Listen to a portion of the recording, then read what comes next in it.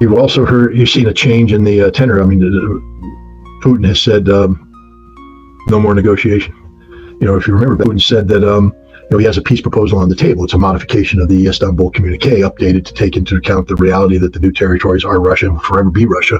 But other than that, Russia's willing to do everything they talked about in the Istanbul Communique. But he said this isn't going to be on the table forever. And when we take it off, it's never going back on. And then the only discussion will be is terms of unconditional surrender. And that's where we're at right now. Ukraine thinks they're doing all this so they can improve their negotiating position. They don't have a negotiating position. They have just sealed their death warrant. It's over. They just don't know it yet.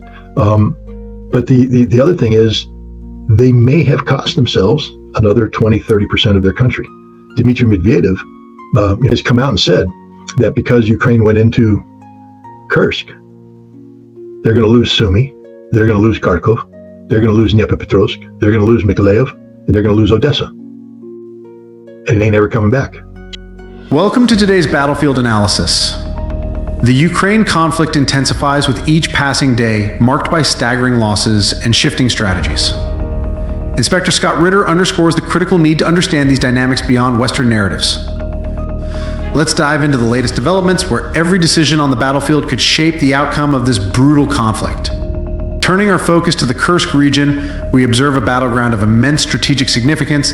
The Kursk Oblast, bordering Ukraine, has become a flashpoint where Ukrainian ambitions have collided with Russian resolve. Inspector Scott Ritter has pointed out that Kursk's role in the conflict is pivotal, not just for its strategic value, but for its symbolic importance as a bastion of Russian defense. The Ukrainian forces, having redirected significant resources to this front, hope to create a breakthrough along the Sudzha-Krnevo line. However, their efforts have been met with formidable Russian resistance, solidifying the region as a bastion of Russian strength. This area, historically important due to its proximity to the border and its industrial capabilities, is now a key objective for both sides. The Russian forces have not only fortified their positions, but have also employed a strategy of attrition, allowing them to wear down Ukrainian forces over time. This approach, while slow, is methodical and has proven effective in previous conflicts. The Ukrainian forces, on the other hand, are facing the dual challenge of advancing under heavy fire and maintaining supply lines that are increasingly vulnerable to Russian attacks. The significance of Kursk cannot be overstated. Its capture by Ukrainian forces would be a symbolic and strategic victory, potentially opening a path deeper into Russian-held territories. However, the reality on the ground paints a different picture. Russian defenses are robust with multiple layers of fortifications and a well-coordinated logistics network that ensures continuous resupply and reinforcement. The Ukrainian forces, despite their numerical advantage, are struggling to maintain momentum in the face of these obstacles. The Sudzha-Krnevo line, in particular, has become a killing field where Ukrainian advances are met with concentrated artillery fire, making it one of the most dangerous sectors in this conflict. The broader implications of this battle are clear. A Ukrainian failure here would not only weaken their position on the front lines, but could also embolden Russian forces to launch their own counteroffensives, reversing any gains Ukraine has made elsewhere.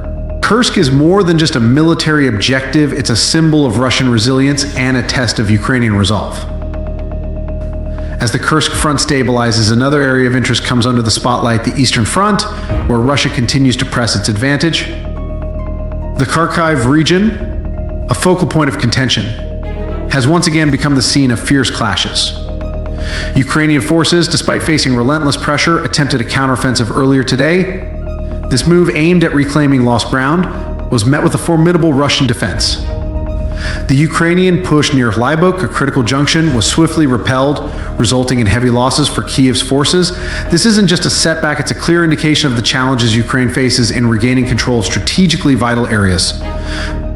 The Russian forces, well prepared and deeply entrenched, have proven their capability to not only hold but to counter any Ukrainian attempts to breach their lines. These developments underscore the reality of the situation. Kharkiv remains a contested region where every inch of ground is fought over with tenacity.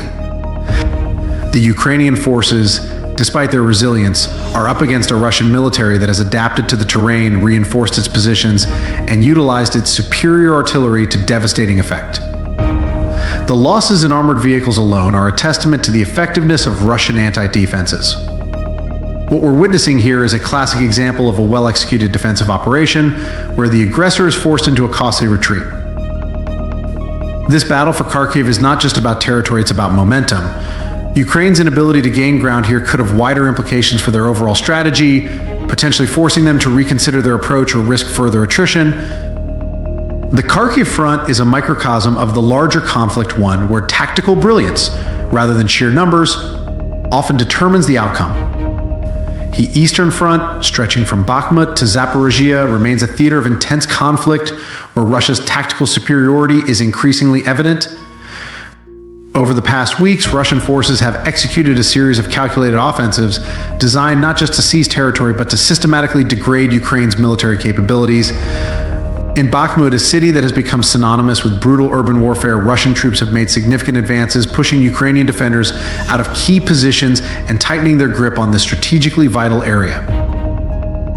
Russian tactics here are multifaceted, combining relentless artillery barrages with precision strikes from advanced aircraft like the Su-57. These stealth fighters have proven to be a game changer, evading Ukrainian air defenses and delivering devastating payloads deep behind enemy lines. The psychological impact of these strikes cannot be underestimated, as Ukrainian troops find themselves under constant threat from an enemy they cannot see or effectively counter. The destruction of Ukrainian air defenses in this region has further tilted the balance in Russia's favor, allowing them to operate with near impunity in the skies above the Eastern Front. Zaporizhia, another critical sector, has seen a similar pattern of Russian dominance. Here, Russian forces have not only repelled Ukrainian attacks, but have also launched their own counteroffensives targeting key logistical hubs and communication lines. The use of long-range missile systems has crippled Ukraine's ability to resupply and reinforce its frontline troops, leading to a gradual erosion of their defensive capabilities. This approach, while slow and methodical, is designed to sap Ukrainian strength, forcing them into a war of attrition that they are ill-equipped to win. The Eastern Front serves as a stark reminder of Russia's strategic patience and its ability to adapt to the evolving dynamics of the battlefield. By leveraging its technological advantages and superior logistics, Russia is slowly but surely grinding down Ukrainian resistance. The implications for Ukraine are dire with each passing day. Their ability to sustain their war effort diminishes, while Russian forces continue to press their advantage, inching closer to a decisive breakthrough. While the Eastern Front remains a battlefield of attrition, the Southern Front is seeing a different kind of challenge as Ukraine struggles to hold the line. The Southern Front, particularly around the strategic cities of Kherson and Zaporizhia, has emerged as another critical battleground where Ukrainian forces are under immense pressure. Despite their best efforts, Ukrainian troops have been unable to mount a successful counteroffensive, largely due to the overwhelming firepower and tactical acumen of Russian forces. The situation in this region is a stark contrast to the early stages of the conflict when Ukrainian advances were more frequent and celebrated. Now the tide has turned, and Russia is asserting its dominance with a series of well-coordinated attacks. Kherson, a city that has changed hands multiple times, is once again at the center of intense fighting. Ukrainian forces, determined to hold their ground, have fortified their positions, but these defenses are being systematically dismantled by Russian artillery and airstrikes. The use of advanced weaponry, including long-range precision missiles and drones, has allowed Russia to strike with devastating accuracy, targeting Ukrainian supply lines, command centers, and troop concentrations. These strikes have not only inflicted heavy casualties, but have also disrupted Ukrainian operations, making it increasingly difficult for them to sustain their defense. Zaporizhia, another key city, faces a similar fate. Russian forces have been relentless in their pursuit of Ukrainian positions, employing a combination of ground assaults and aerial bombardments to weaken Ukrainian defenses.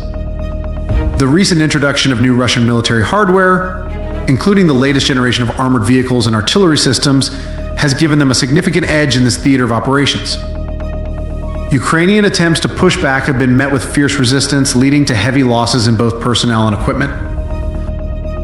The struggle for the Southern Front is not just about territory, it's about survival. For Ukraine, the stakes couldn't be higher. Their failure to hold these key cities would not only mean a loss of strategic ground, but could also lead to a collapse of their defensive lines in the south, opening the door for a broader Russian advance. The psychological toll on Ukrainian troops, already stretched thin and suffering from attrition, is immense. The Southern Front has become a crucible, testing the limits of Ukrainian endurance against a determined and increasingly dominant Russian force. As Ukraine's losses mount in the south, a broader geopolitical dimension emerges, drawing in neighboring regions and amplifying the conflict's complexity. Mr. Scott always highlight the unsustainable casualties of Ukraine. Their staggering losses yesterday, 2,265 casualties, 26 tanks, 40 armored vehicles, and critical UAVs highlight the dire situation. These aren't just numbers, they represent a strategic disaster that threatens Ukraine's ability to sustain its defenses. Russia's strategy of attrition is grinding down Ukrainian forces, shifting the war to one of endurance. As the conflict drags on, Ukraine's chances of holding out grow slimmer. Thanks for watching and stay tuned for our next episode.